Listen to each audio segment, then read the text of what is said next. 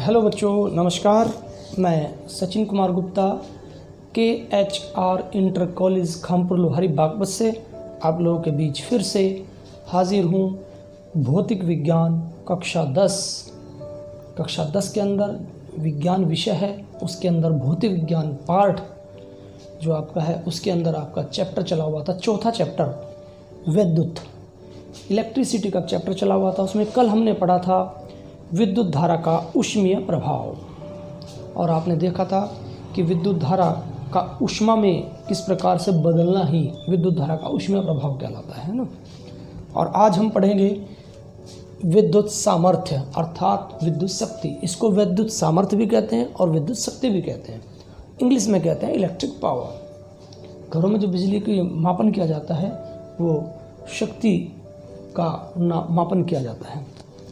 अब इसका अर्थ क्या है, सबसे पहले ये समझेंगे। किसी विद्युत परिपथ में विद्युत ऊर्जा के व्यय होने की दर को विद्युत सामर्थ्य या विद्युत शक्ति कहते हैं। किसी परिपथ में विद्युत ऊर्जा के व्यय होने की दर अर्थात कितने समय में कितनी ऊर्जा हमारी वेस्ट हुई, कितनी ऊर्जा लग गई, कितनी ऊर्जा यूज हो गई, उसको समय से भाग दे दो तो हमारी सामर्थ्य शक्ति आ जाएगी, विद्युत शक्ति आ जाएगी। समझ गए? कितने समय में कितनी ऊर्जा हमने वेस्ट कर दी, खराब कर दी, यूज़ कर ली, वो क्या कहलाता है? उसका विद्युत शक्ति कहलाता है। अब विद्युत ऊर्जा का तो आपको फॉर्मूले पता ही है, वही 3 फॉर्मूले जो मैंने कल भी बताए थे आपको। उन्हीं फॉर्मूलों का यूज़ होकर सब में वही फॉर्मूले हैं, थोड़ा थोड़ा सा अंतर है, वो थोड़ा सा अंतर आप लोग समझ लेंगे। उसी के अकॉर्डिंग जैसे भी पेपर में न्यूमेरिकल आएंगे या कोई भी थ्योरी आएगी तो आप उस लोग कर लेंगे। तो सामर्थ्य का फॉर्मूला हो गया आपका ऊर्जा बटे समय। ऊर्जा को समय से भाग दे दो। आपने ध्यान दिया होगा जब मैंने कल पढ़ाया था आपको विद्युत धारा का ऊष्मीय प्रभाव। ऊष्मीय प्रभाव में क्या था? उसमें ऊर्जा को कहीं से भाग देते थे आप? ऊर्जा को देते थे 4.2 से। तो वो जूल थी तो कैलोरी में परिवर्तित हो जाती थी, तो वो क्या कहलाती थी? आपकी विद्युत धारा का ऊष्मीय प्रभाव, यानी कितनी ऊष्मा पैदा हुई। और आज क्या देखते हैं कि कितनी शक्ति कितनी खराब हुई हमारी, कितनी शक्ति लग गई। तो सामर्थ्य में भी ऊर्जा को समय से भाग दे दो। उसमें 4.2 से भाग दिया था, इसमें केवल समय से भाग दे दो। That's all. सारे फॉर्मूले एज इट इज़, कोई ज़्यादा अंतर नहीं है। अर्थात यदि किसी परिपथ में t सेकंड में W जूल ऊर्जा व्यय हो तो परिपथ में विद्युत सामर्थ्य को पावर P कहते हैं, इलेक्ट्रिक पावर, तो इसे P से रिप्रेजेंट करते हैं। तो P बराबर W बटे T। W को जूल से रिप्रेजेंट करते हैं, समय को सेकंड से, और जब जूल बटे सेकंड होता है इसको हम वाट भी कहते हैं। क्लियर है बच्चों? जूल बटे सेकंड कह लीजिए या वाट की। तो पावर का मात्रक क्या होगा हमारा? वाट। ठीक है। तो यदि किसी परिपथ में 1 जूल प्रति सेकंड की दर से ऊर्जा व्यय हो रही है, अर्थात 1 जूल ऊर्जा हमारी वेस्ट हो रही है और 1 सेकंड में हो रही है, 1 जूल ऊर्जा 1 सेकंड में, तो 1 से 1 कट गया, उत्तर भी 1 आया। तो पावर अर्थात हमारी शक्ति भी कितनी होगी? 1 वाट शक्ति होगी। क्लियर है? तो बस सिंपल सी बात। अब हम जानते हैं कि W बराबर VIT जूल होता है, आपको मालूम है। W बराबर I² RT भी होता है। ये I और R के पदों में है, ये V और I के पदों में है, और V और ये R के पदों में है। W बराबर V² T बटे R। अब इस फॉर्मूले के अंदर हमने P बराबर क्या फॉर्मूला लिखा? W बटे T होता ही है। तो W के स्थान पे क्या रख दिया हमने? VIT रख दिया। VIT, T से T कट गया, VIT बटे T से T कट गया। तो पावर का फॉर्मूला क्या आ गया?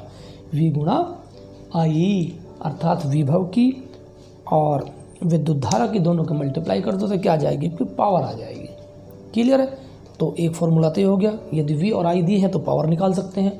दूसरा P = I² RT बटे T, इसमें भी T से डिवाइड कर दिया, ये T गायब हो गया, तो क्या फॉर्मूला आ गया? I² R रहेगा केवल। तो ये भी P बराबर I² R वाट। और तीसरा फॉर्मूला इससे निकल गया आपका W बराबर V² T बटे R था, तो इसको भी W के स्थान पर यहाँ पर रख दिया, W के स्थान पे है ना। तो V² T बटे R, तो ऐसे कैसे बटे T, एक T हो गया, T से T कट गया, तो क्या फॉर्मूला आ गया? P बराबर V² बटे R वाट। क्लियर है बच्चों? तो ये 3 फॉर्मूले आपके शक्ति के आगे, P बराबर VI, P बराबर I² R और P बराबर V² बटे R। और जो आपके उसके फॉर्मूले आए थे विद्युत धारा का ऊष्मीय प्रभाव, ऊष्मा के हीट H बराबर क्या था, VIT/4.2, I²RT/4.2 और V²T/R × 4.2। ये आपके थे हीट के फॉर्मूले और ये आपके विद्युत ऊर्जा के फॉर्मूले। कहने को तो ये 9 फॉर्मूले हो गए, 3 ये 1 2 3, 3 ये 3 3 6 और 3 हो गए उसके ऊष्मा प्रभाव की। लेकिन देखा जाए तो ये फॉर्मूला है एक ही, मतलब एक ही फॉर्मूला याद कर लो तो सारे आप लोगों के याद हो जाएंगे ऑटोमेटिक। और एक और बात बताना चाहूँगा, इसके भी थोड़े छोटे मात्रक और बड़े मात्रक भी। 1 किलोवाट बराबर होता है 1000 वाट, ये आप लोगों को पता ही है। तो 1 किलोवाट बिजली का जब भी हम मीटर में रीडिंग नोट करते हैं तो किलोवाट में नोट करते हैं। कहते हैं ना कितने किलोवाट बिजली आपकी यूज़ हुई, कितने वाट यूज़ हुई। तो 1 किलोवाट बराबर 1000 वाट, अर्थात 1 किलोवाट बराबर 10⁻³ भी कह सकते हैं। 1000 को 10⁻³ भी कहते हैं ना। तो 1 किलोवाट बराबर 10⁻³ वाट। 1 मेगावाट बराबर देख लो कितना हो गया, इकाई, ढाई, सैकड़ा, हज़ार, 10,000, लाख, 10 लाख, 10 लाख वाट। तो कितना हो गया, 1 मेगावाट बराबर 10⁻6। 1 के आगे 6 जीरो लगी है तो 10⁻6 लिख सकते हैं इसको। तो 1 मेगावाट बराबर 10⁻6 वाट। क्लियर है। और एक अश्वशक्ति, क्योंकि जो यांत्रिकी में हम यांत्रिकी के अंदर शक्ति का मात्रा क्या होता है, अश्व शक्ति कहते हैं इसको, यानी कि 1 हॉर्स पावर। एक घोड़े के अंदर जितनी शक्ति होती है वो 746 वाट अप्रोक्सीमेटली, इसको 746 वाट ही लिया गया है, 746 वाट होती है। तो कई बार अश्वशक्ति को वाट में चेंज करना पड़ सकता है, वाट को अश्वशक्ति में। तो आपके ध्यान होना चाहिए कि 1 अश्वशक्ति बराबर 746 वाट।